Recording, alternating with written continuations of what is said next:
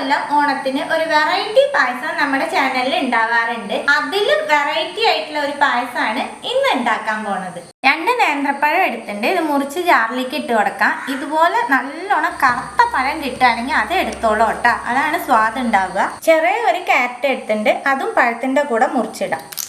വെള്ളം ചേർക്കാണ്ട് നല്ല ഫൈനായിട്ട് അരച്ചെടുത്ത പഴത്തിന്റെ മിക്സ് മാറ്റി വെക്കാം. 1/4 കപ്പ് ചെറുപയർ പരിപ്പ് എടുത്തിട്ടുണ്ട്, ഇത് വറുത്തെടുക്കാം. പരിപ്പ് വറുത്ത് കിട്ടി, ഇത് കഴുകിയിട്ട് 2 വിസിലിട്ട് വേവിച്ചെടുക്കാം. പരിപ്പ് വേവുമ്പോഴേക്ക് നട്ട്സ് ഒക്കെ വറുത്തെടുക്കാം. 1 ടീസ്പൂൺ നെയ്യ് ചേർക്കുന്നുണ്ട്, കുറച്ച് അണ്ടിപ്പരിപ്പും ബദാമും ചേർക്കുന്നുണ്ട്. നിങ്ങളുടെ കയ്യിൽ ഏത് നട്ട്സ് ആണോ ഉള്ളത് അത് യൂസ് ചെയ്തോളൂ. നട്ട്സ് പാനിൽ നിന്ന് മാറ്റാം. കുറച്ച് മുന്തിരിയും കൂടി വറുത്തെടുക്കാം. മുന്തിരിയും പാനിൽ നിന്ന് മാറ്റുന്നുണ്ട്. പാനിലേക്ക് നമ്മൾ അരച്ചെടുത്ത പഴത്തിന്റെയും ക്യാരറ്റിന്റെയും മിക്സ് ചേർത്ത് കൊടുക്കുന്നുണ്ട്. മിക്സ് നെയ്യിൽ നല്ലോണം വേവിച്ചെടുക്കണം. തനി നെയ്യൊന്നും ചേർക്കണ്ട. അണ്ടിപ്പരിപ്പൊക്കെ വറുത്ത ആ നെയ്യില്ല, അതന്നെ മതി. പഴത്തിന്റെ മിക്സ് ഒന്ന് വെന്ത് വന്നത് ഇതിലേക്ക് 2 ടീസ്പൂൺ ശർക്കരപ്പൊടി ചേർക്കാം. 1/4 ടീസ്പൂൺ ഏലക്കപ്പൊടി ഒന്ന് മിക്സ് ചെയ്ത് കൊടുക്കുക.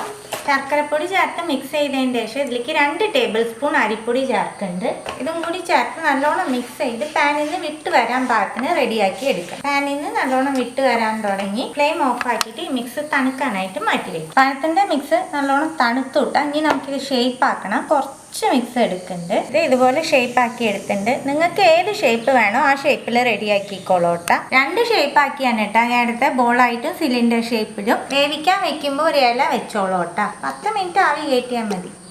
ആവി കയറ്റാൻ വെച്ചിട്ട് 10 മിനിറ്റ് ആവാറായിട്ടാ തുറക്കാം. നല്ലോണം വെന്തുണ്ട്, തണുക്കാനായിട്ട് മാറ്റി വെക്കുന്നുണ്ട്. വേവിച്ചെടുത്ത പരിപ്പ് വേറെ ഒരു പാനിലേക്ക് മാറ്റി അടുപ്പത്ത് വെച്ച് കൊടുക്കുന്നുണ്ട്. പരിപ്പ് വേവിക്കുമ്പോൾ വല്ലാണ്ട് കുഴഞ്ഞു പോണ്ടാട്ടാ. കുറേശ്ശെ പരിപ്പ് കാണാൻ രീതിയിൽ തന്നെ വേവിച്ചെടുത്താൽ മതി. എന്നാൽ പരിപ്പ് വെന്തിട്ടും ഉണ്ടാവണം, ആ രീതിയാണ്. 1/4 കപ്പ് ശർക്കരപ്പൊടി ചേർക്കുന്നുണ്ട്. നിങ്ങൾ മധുരം അനുസരിച്ച് ചേർത്തോളൂ. ശർക്കര ഒന്ന് മെൽറ്റ് ആവട്ടെ. ശർക്കര ചേർത്ത് നല്ലോണം തിളച്ചുവിട്ടാ ഇതിലേക്ക് നമ്മൾ വേവിച്ച് വെച്ചേക്കുന്ന പഴത്തിന്റെ മിക്സ് ചേർക്കുന്നുണ്ട്. തണുക്കുമ്പോൾ തന്നെ വന്നോളൂ കേട്ടോ, ഒട്ടൊന്നുമില്ല. ഒന്ന് മിക്സ് ചെയ്ത് കൊടുക്കാം. നല്ലോണം തിളച്ചു വിട്ടാൽ മീഡിയം സൈസിലുള്ള ഒരു നാളികേരം എടുത്ത് 1-ാം പാല് 2-ാം പാലിന്ന് എടുത്ത് വെച്ചേക്കണേ. അതിൽ 1/4 കപ്പ് 2-ാം പാലാണ് ഇപ്പം ചേർക്കാൻ പോണത്. പാല് ചേർത്തിട്ട് നല്ലോണം തിളക്കട്ടെ. ഒരു നുള്ളു ഉപ്പിട്ട് കൊടുക്കുന്നുണ്ട്. 1 ടീസ്പൂൺ ഏലക്കപ്പൊടി. 1/4 കപ്പ് 1-ാം പാലാണ് ചേർക്കണം. 1-ാം പാല് ചേർത്ത് തിളക്കണ്ട കേട്ടോ, ഒന്ന് ചൂടായാൽ മതി. വറുത്ത് വെച്ച നട്ട്സൊക്കെ ചേർത്ത് കൊടുക്കാം.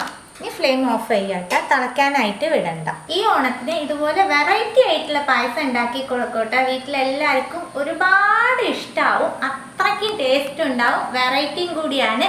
ട്രൈ ചെയ്ത് നിങ്ങളുടെ ഫീഡ്ബാക്ക് ഒക്കെ അറിയിക്കുക. പുതിയ ഒരു റെസിപ്പി ആയിട്ട് അടുത്ത വീഡിയോയിൽ കാണാം. See you, by.